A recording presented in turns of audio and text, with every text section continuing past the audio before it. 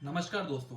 वैसे तो दुनिया में बहुत सारे टॉपिक से वीडियो बनाने के लिए पर एक बहुत ही कॉमन क्वेश्चन ये है कि क्या इंडिया को आजादी 99 साल की लीज पर मिली है। और अगर ये बात सच है तो हमारे पड़ोसी देश पाकिस्तान को भी 99 साल की लीज पर ही आजादी मिली होगी। पर दोस्तों, जैसा कि आप लोग जानते हैं कि पाकिस्तान तो एक डेवलप्ड कंट्री है और वो अपने आप को तो पूरी दुनिया का सबसे बड़ा सुपर पावर भी मानती है, तो उनके लिए तो ये बात वैसे भी मैटर नहीं करती। तो अब हम बात करते हैं अपने देश की। तो दोस्तों, इस वीडियो में हम बात करेंगे कि क्या सच में इंडिया को 99 साल की लीज पे आजादी मिली है। तो आइए जानते हैं। तो दोस्तों, इस तरह की बात करने वाले लोग अपनी बात को सच साबित करने के लिए 3 तरह के पॉइंट्स हम सबके सामने रखते हैं और आज इस वीडियो में हम उन तीनों पॉइंट्स पर बात करेंगे और इस सवाल का जवाब ढूंढने की कोशिश करेंगे कि क्या ये बात सच है। तो दोस्तों, पॉइंट नंबर 1, जब भी कोई इंसान इंडिया का नया प्राइम मिनिस्टर बनता है तो वो अपनी सीट और इंडिया की प्राइवेसी की शपथ लेने के तुरंत बाद जो पहला डॉक्यूमेंट बतौर प्राइम मिनिस्टर साइन करता है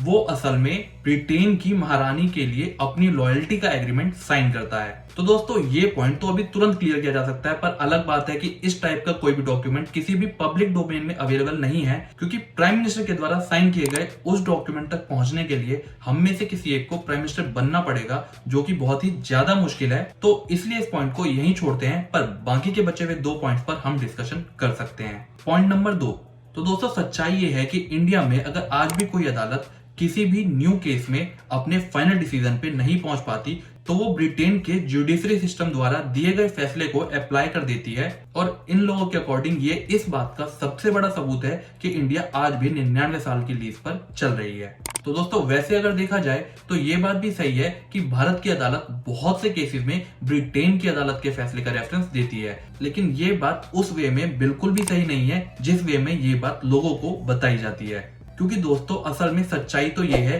कि इंडियन कोर्ट में जब भी कभी कोई न्यू केस आता है जिसे इससे पहले कभी भी फेस ना किया गया हो, तो ऐसे में भारत की अदालत ब्रिटेन की अदालत के द्वारा दिए गए वर्डिक्ट्स को ढूंढती है और अगर इन्हें वो फैसला सही लगता है तो उनका रेफरेंस देते हुए अपने फैसले सुनाती है और इस तरीके से किसी भी नए केस में इंसाफ देने की कोशिश की जाती है। और आपको ये बात भी पता होनी चाहिए कि ब्रिटेन की जुडिशरी सिस्टम इंडिया के जुडिशरी सिस्टम से पुरानी और बहुत ही ज्यादा एक्सपीरियंस भी है, तो इसलिए इंडिया में ब्रिटेन के केसेस के वर्डिक्ट को देख के फैसले सुनाए जाते हैं। पर अगर अभी भी किसी को लगता है कि ये बात गुलामी की निशानी है तो सबसे ज्यादा बड़ा मातम तो हमारे पड़ोसी देश पाकिस्तान के यहाँ बनना चाहिए, क्योंकि उनके यहाँ किसी भी ऐसे नए केस के फैसले इंडिया की वर्डिक्ट को देख के सुनाए जाते हैं। और असल में ये सारी मेहनत इसलिए की जाती है कि अदालत के द्वारा सही इंसाफ किया जा सके। तो अब बात करते हैं तीसरे और सबसे खतरनाक पॉइंट के बारे में कि ब्रिटेन की गवर्नमेंट किसी भी दिन अपने पार्लियामेंट में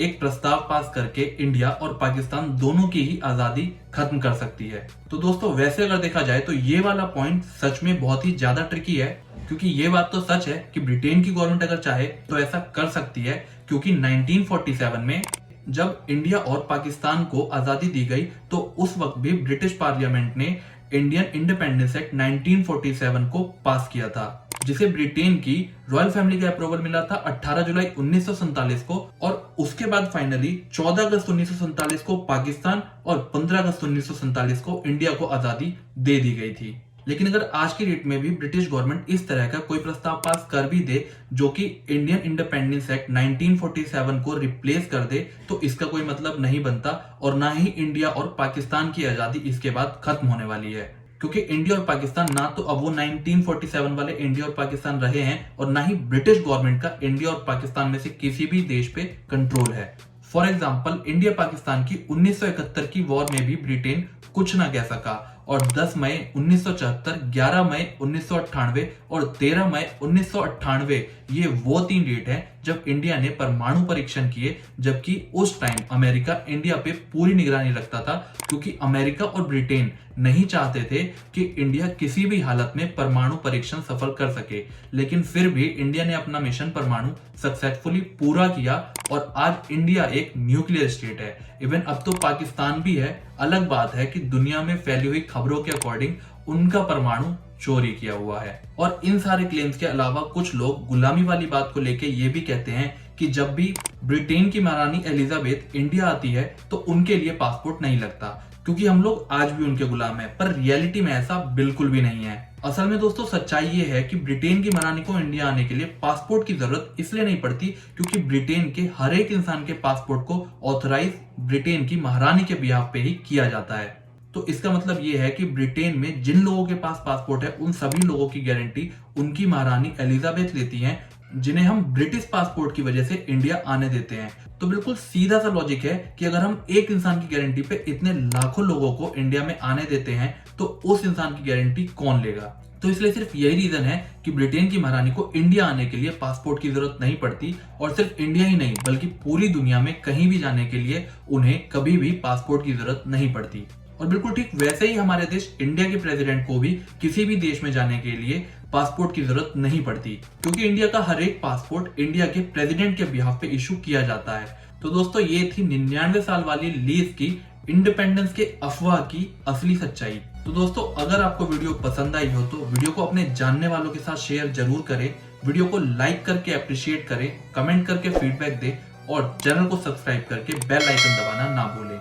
जय हिंद, जय भारत।